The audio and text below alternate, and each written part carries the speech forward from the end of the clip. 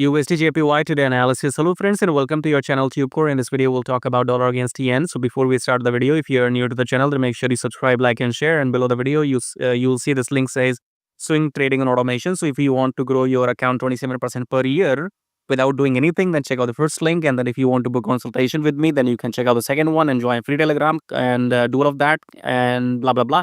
Coming back to the chart, starting your top down approach with weekly time frame. Weekly we are, let's see.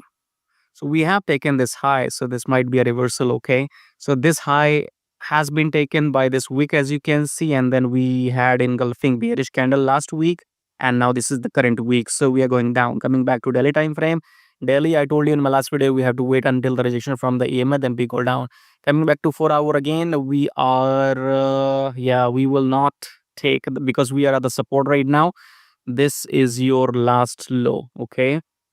Until this low doesn't break decisively, okay, if this red candle breaks, with the momentum, then we can confirm that we will go down. Otherwise, we will follow textbook and we will wait for the rejection from the EMA, and the EMA will decide if this will continue up or it will come down after bearish engulfing, okay?